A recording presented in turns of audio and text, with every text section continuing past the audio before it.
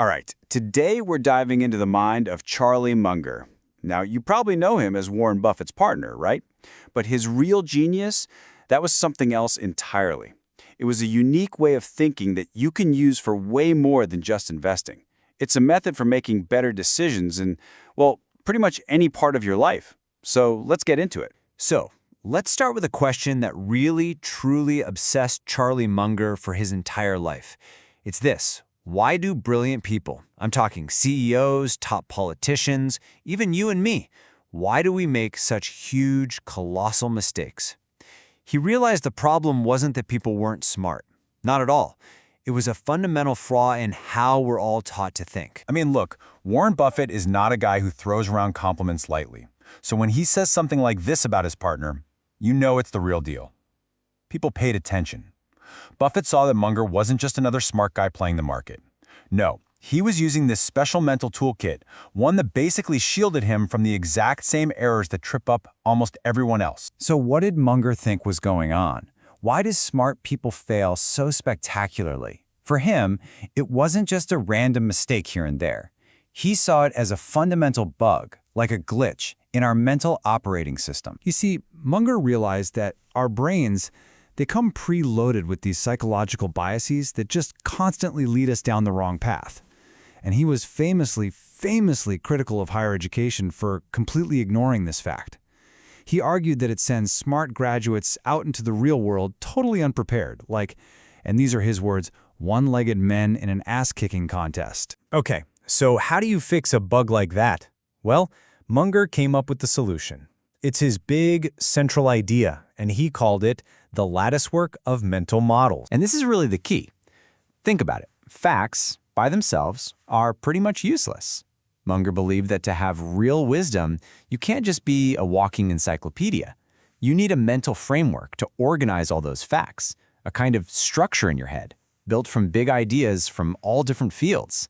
It's on this structure, this latticework, that you hang all your experiences, so you can finally see how everything connects. And this quote, this really gets to the heart of his whole method.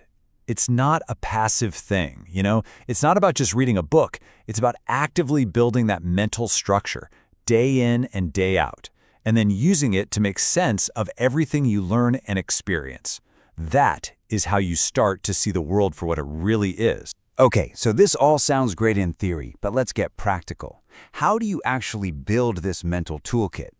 Well, Munger laid out a few core principles to get us started. So if just sticking to what you know in your own little field is so dangerous, where in the world do you find these models? This famous quote really gets at the biggest danger Munger saw in our specialized world, what he called the man with a hammer tendency. It's so simple, right? If your only tool is a hammer, every single problem starts to look like a nail. You're an engineer? You're going to try to engineer a solution for everything. A doctor? You'll look for a medical cause.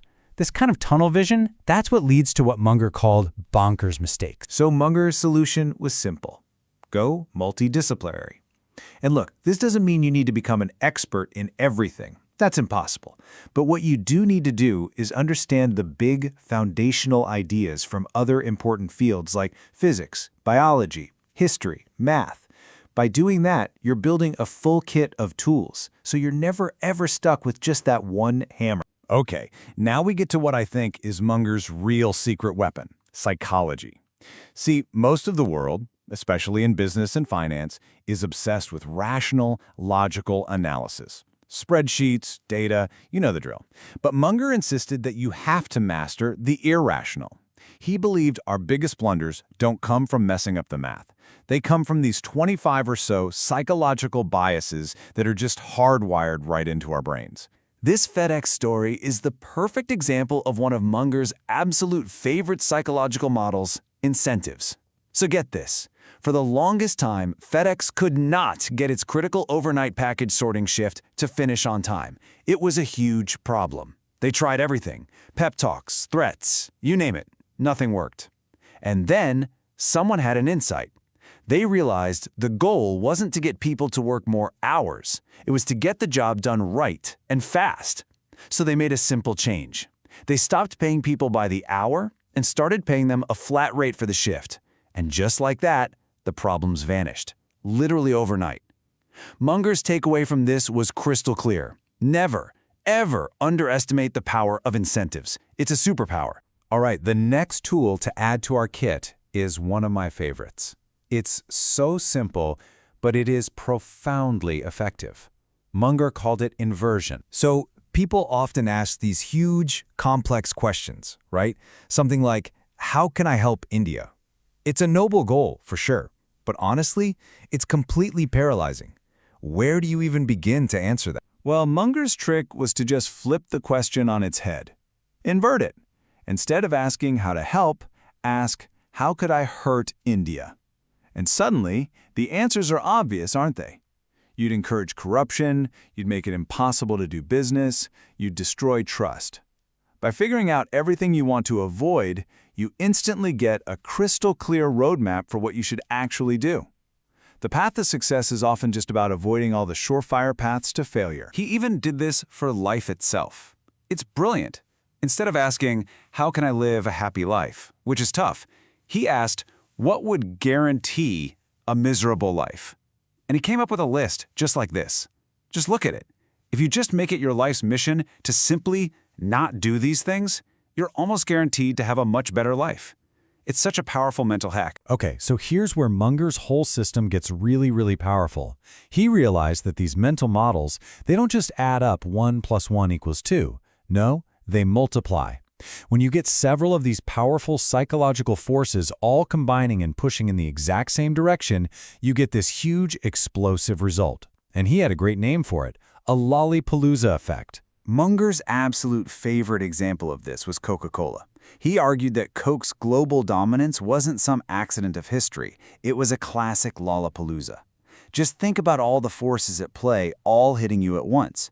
First, there's Pavlovian conditioning, all those ads linking Coke with happiness and good times. Then you've got social proof. Everybody else is drinking it, so you figure you should too. Then comes operant conditioning. You drink it, you get that little reward of sugar, caffeine, and flavor. And finally, they make it so it's always within arm's reach. Any one of those forces is strong, but all of them together, that's how you get world domination. But at the end of the day, why does any of this really matter? Is it just about making more money or winning an argument?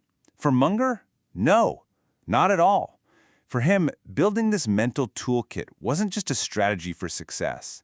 He truly believed it was a moral duty. And that points to the deep humility that's really at the heart of his whole philosophy. True wisdom, worldly wisdom, isn't about being some lone genius who dreams everything up yourself. It's about having the discipline and, frankly, the humility to master the best ideas that other people have already figured out over centuries. Nobody is smart enough to do it on their own. So, his challenge to all of us was actually pretty simple. Become a continuous learning machine. The goal isn't some flash of brilliance. It's just to make that slow, steady accumulation of wisdom a daily habit. Because that's what compounds, just like money, into truly extraordinary results over a lifetime. So the real question for you now isn't just about understanding Munger's ideas. It's about actually using them. So, what's the first model you're going to add to your lattice work? Are you going to start practicing inversion? Or maybe start looking for the hidden incentives that are driving everything around you? The journey to worldly wisdom, well, it can start right now. Thanks for joining us.